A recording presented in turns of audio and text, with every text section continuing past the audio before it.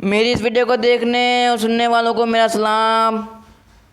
آج میں آپ کو اس ویڈیو میں تفصیل کے ساتھ بہت انٹرسٹنگ ٹاپک کے ساتھ حیات و ممات کے بارے میں بتانے جا رہا ہوں۔ حیات و ممات اصل میں کسے کہتے ہیں، اس کا اصل مفہوم کیا ہے، اس ویڈیو میں تفصیل کے ساتھ سمجھانے جا رہا ہوں۔ ویڈیو بہت انٹرسٹنگ اور امیزنگ ہونے والی ہے، اس ویڈیو کو آخر تک دیکھنا تاکہ جو تفصیل آپ کو اس ویڈیو میں سمجھانے جا رہا ہوں آپ اس کو سمجھ بھی سکیں اور اس پر عمل بھی شروع کر دیں۔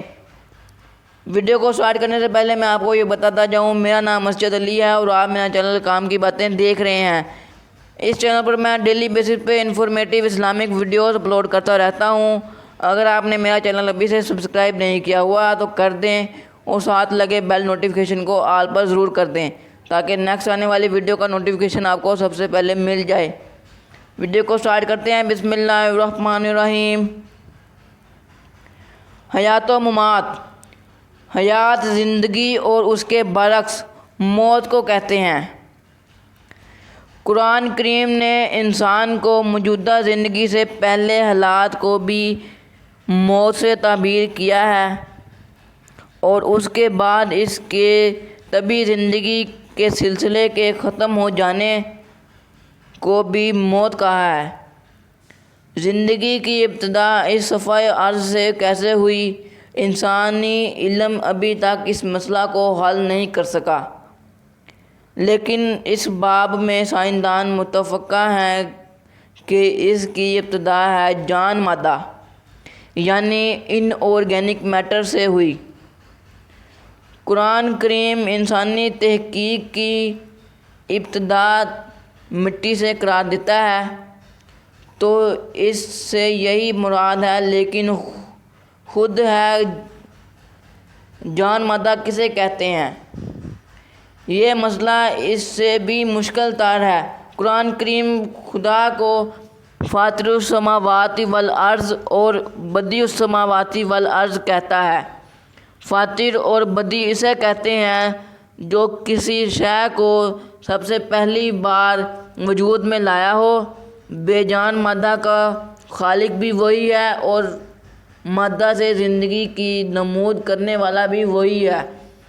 اسی کے قانون حیات سے زندگی کی نمود ہوتی ہے، اسی کے قانون کے مطابق زندگی موجود رہتی ہے اور اسی کے قانون کے مطابق انسان کی طبعی زندگی ختم ہو جاتی ہے۔ پوائنٹ نمبر 2، قرآن کریم قوموں کی زندگی کو ان کے حیات سے تعبیر کرتا ہے اور ان کے زوال کو موت سے۔ اس موت میں بعض اوقات تو ایسا ہوتا ہے کہ وہ خاص قوم کسی حادثہ وغیرہ سے اس طرح نیست و نابود ہو جاتی ہے کہ اس کا کوئی فرد باقی نہیں رہتا، لیکن اکثر ایسا ہوتا ہے کہ طبعی طور پر اس قوم کے افراد زندہ ہوتے ہیں لیکن اجتماعی طور پر ان کا شمار دنیا کی زندہ قوموں میں نہیں ہوتا۔ ایسے بھی اس قوم کی موت سے تعبیر کیا گیا ہے۔ قرآن کریم نے بتایا ہے کہ زندہ وہی قوم رہ سکتی ہے جو موت سے نہ ڈرتی ہو۔ ویسے بھی اس صفحۂ ارض پر انسان کی مختصر سے عرصہ کے لیے زندگی اس کے قوت عمل کے لیے محمد کا کام دیتی ہے۔ نہ ہو مرنا تو جینے کا مزہ کیا، ایک حقیقت ہے۔ قرآن کریم کی روح سے انسان کی موجودہ زندگی اس کے سلسلہ ارتقاء کی پہلی کڑی ہے۔ اس سطح پر اگر اس نے اپنے اندر آگے بڑھنے کی صلاحیت پیدا کر لی تو پھر یہ اس سلسلہ کی اگلی کڑی پر فائز ہونے کے قابل ہو جائے گا۔